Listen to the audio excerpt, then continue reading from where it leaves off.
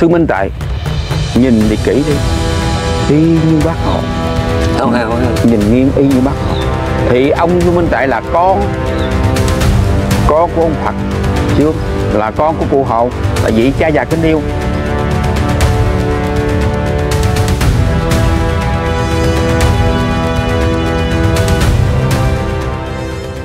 Sự trùng hợp ngẫu nhiên hay do tạo hóa sắp đặt? Đây là câu hỏi đặt ra khi chúng ta phát hiện ra rằng Sư Thích Minh Tuệ và Chủ tịch Hồ Chí Minh đều sinh vào ngày 19 tháng 5. Một người là nhà lãnh đạo cách mạng vĩ đại của dân tộc Việt Nam. Một người là một nhà sư tu hành khổ hạnh, tìm kiếm sự giải thoát khỏi những đau khổ của cuộc sống. Liệu đây chỉ là sự ngẫu nhiên, hay là một dấu hiệu sâu xa hơn về mối liên kết tâm linh và sứ mệnh mà cả hai người đã chọn? Chủ tịch Hồ Chí Minh, tên thật là Nguyễn Sinh Cung, sinh ngày 19 tháng 5 năm 1890. Ông là một nhà cách mạng, một lãnh tụ vĩ đại đã lãnh đạo nhân dân Việt Nam giành độc lập từ ách thực dân Pháp và đế quốc Mỹ. Cuộc đời của Hồ Chí Minh là một chuỗi hành trình tìm đường cứu nước, từ khi rời quê hương để ra đi tìm đường giải phóng dân tộc cho đến khi trở thành vị lãnh tụ tối cao của Việt Nam.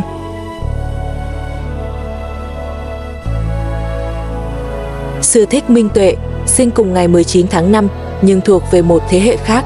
Ông sinh năm 1981, là một nhà sư tu hành khổ hạnh.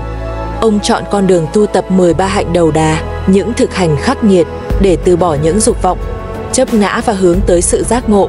Thích Minh Tuệ trở nên nổi tiếng trên mạng xã hội với hình ảnh của một vị sư khất thực, ăn uống đạm bạc và sống cuộc đời tối giản, từ bỏ mọi tiện nghi vật chất. Chủ tịch Hồ Chí Minh sinh trưởng trong một gia đình nhà nho yêu nước. Trong thời kỳ đất nước bị thực dân Pháp đô hộ, Nguyễn Sinh Cung đã sớm ý thức về sự áp bức và mong muốn giải phóng dân tộc. Hành trình xuất dương, tìm đường cứu nước của ông bắt đầu từ năm 1911 và kéo dài hơn 30 năm. Quá trình này không phải là sự tu hành theo nghĩa tôn giáo, mà là hành trình giác ngộ chính trị và tinh thần. Tuy nhiên, trong quá trình ấy, Hồ Chí Minh đã thể hiện nhiều phẩm chất của một người tu hành, sống giản dị, tiết chế, kiên định và luôn hướng đến lợi ích chung. Nhiều học giả cho rằng Hồ Chí Minh chịu ảnh hưởng sâu sắc từ triết lý Phật giáo và Nho giáo. Trong quá trình hoạt động cách mạng, Chủ tịch Hồ Chí Minh đã 4 lần khoác áo cà sa, theo Thượng tọa Thích Huệ Đăng khi tìm hiểu tư tưởng Chủ tịch Hồ Chí Minh về Phật Pháp và con đường đi cứu dân, cứu nước, giành độc lập cho dân tộc của người. Chính là con đường của người, cũng là đi theo chân lý của Đức Phật. Người là một vị đại Bồ Tát tái sinh, đã nhập thế, từ bỏ mọi vinh hoa phú quý, từ bỏ cuộc sống đang yên bình để dấn thân vào con đường mịt mù chông gai, gian khổ. Từ đó tìm ra con đường giành độc lập cho dân tộc. Điều này giống Phật Thích Ca Mâu Ni, từ bỏ cung vàng điện ngọc, ngai vàng, vợ đẹp con ngoan, đi tu hành tìm ra chân lý cứu độ chúng sinh. Đã có nhiều người cho rằng Ngài mang bát đi khất thực ở Thái Lan, đó là cách che mắt mật thám. Thật ra không phải như vậy. Đi khất thực ngoài ý nghĩa nhận sự cúng dường của chúng sinh, còn là một hình thức tu thiền, đi để cảm nhận được cuộc sống vất vả lầm than, đi để mà suy ngẫm về số phận của chúng sinh. Nhà sư đi khất thực chỉ được đi theo một con đường luôn hướng về phía trước và không được quay ngược trở lại. Đây chính là ý nghĩa đích thực của việc đi khất thực, cũng như Chủ tịch Hồ Chí Minh khi đã lên tàu bồn 3 năm châu 4 biển tìm đường cứu nước, đã đi sẽ không quay trở lại, mà chỉ về khi đã tìm ra chân lý.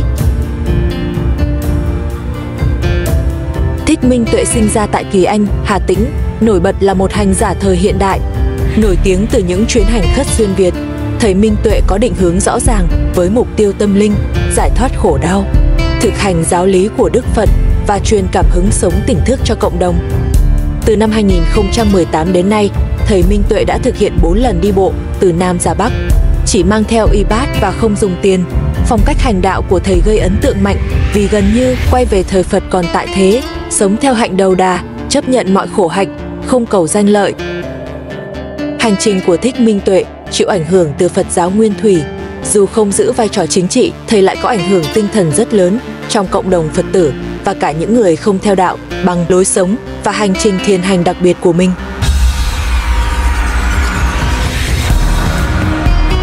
Trong khi Hồ Chí Minh tìm kiếm con đường giải thoát cho cả một dân tộc khỏi ách áp bức và thống trị, thì sư Thích Minh Tuệ tìm kiếm sự giải thoát khỏi những đau khổ cá nhân thông qua con đường tu tập. Khổ hạnh, cả hai đều đi trên con đường giải thoát, nhưng một người là giải thoát dân tộc, một người là giải thoát tự thân, hướng đến giải thoát chúng sinh thông qua phát nguyện trở thành chánh đẳng chánh giác. Sự trùng hợp về ngày sinh có thể được nhìn nhận như một biểu tượng của hai con đường giải thoát khác nhau nhưng đều hướng về mục đích cao cả, đó chính là thoát khỏi khổ đau. Chủ tịch Hồ Chí Minh tu sửa mình trong chính công việc và đời sống thường nhật.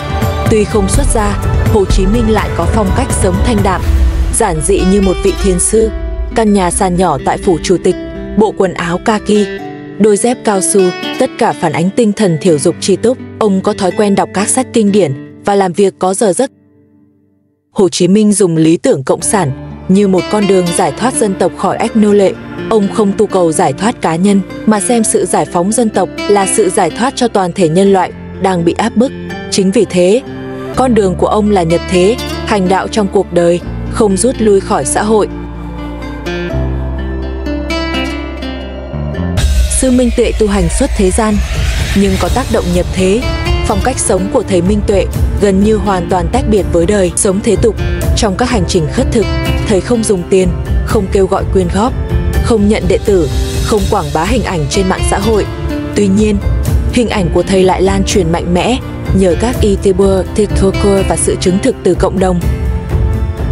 Sống theo hạnh đầu đà, thầy tuân thủ giới luật nghiêm ngặt, chỉ ăn ngày một bữa từ vật thực khất thực, không cư trú cố định. Đặc biệt, thầy thường chọn ngủ trong rừng nghĩa địa hoặc bên đường, những nơi gợi lên sự vô thường, giúp hành giả đoạn trừ bản ngã và dục vọng. Chủ tịch Hồ Chí Minh ảnh hưởng toàn dân tộc và giai cấp vô sản trên toàn thế giới. Ảnh hưởng của Hồ Chí Minh không thể đo đếm bằng các giá trị tâm linh đơn thuần, bởi ông là lãnh tụ khai sinh ra nước Việt Nam Dân Chủ Cộng Hòa. Tuy nhiên, bên cạnh vai trò chính trị, ông còn là tấm gương sáng ngời về phẩm chất đạo đức cao đẹp, suốt đời hy sinh phấn đấu quên mình cho đất nước và hạnh phúc của nhân dân. Thích Minh Tuệ ảnh hưởng tinh thần, khơi dậy lòng hướng thiện. Mặc dù không có vị trí chính trị, Thích Minh Tuệ có ảnh hưởng lớn đến nhận thức tâm linh của giới trẻ, Phật tử và cả người không theo đạo.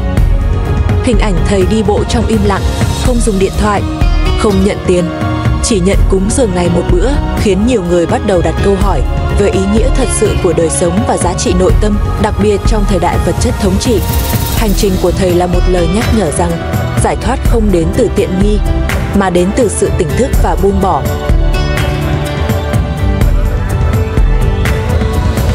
Trong triết học Phật giáo, không có gì xảy ra mà không có nguyên nhân. Sự trùng hợp về ngày sinh giữa Hồ Chí Minh và Thích Minh Tuệ có thể được nhìn nhận qua lăng kính nghiệp quả tiền kiếp và sự sắp đặt của tạo hóa. Điều này không chỉ là một sự trùng hợp ngẫu nhiên, mà có thể là một dấu hiệu của sự liên kết tâm linh, một mối dây vô hình giữa hai người có sứ mệnh cao cả. Nếu trường hợp ông không phải Phật sống thì không độ được đâu, thì Phật dương độ chúng thế gian với bình an. Một cái điều này rất đặc biệt là Hồ của Hồ Chí Minh 7 tỷ người trong Việt Nam, không có người nào như ngài. Thì của Hồ Chí Minh là Bác Hồ là vị cha già kính yêu của đất nước Việt Nam, dầu cho người nào bao nhiêu tuổi cũng như cha già. Mà ngài nổi tiếng coi như khắp năm châu bốn biển.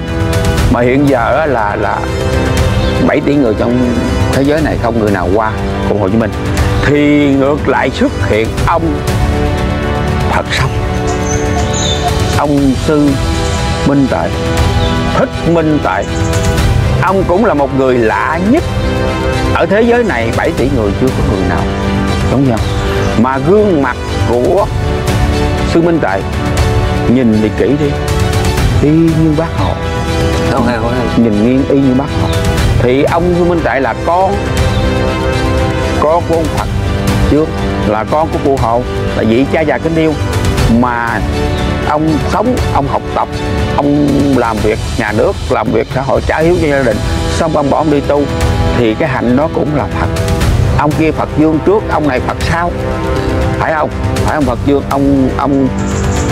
ông Sư Thích Minh Tuệ. Thì rõ ràng bây giờ nếu trường hợp mà so ra thì ông đâu có thua. Bây giờ cái vụ chủ tịch nước cỡ nào đi nữa cũng không ai lại hết, ít người lại lắm. Nhưng mà ngược lại ông Minh Tuệ, ông ngồi chỗ nào ta lại chỗ nấy, ngồi chỗ nào lại chỗ nấy. Thấy hình ông ở trong tivi cũng lại, mà thấy ở nước ngoài giờ cũng bay về.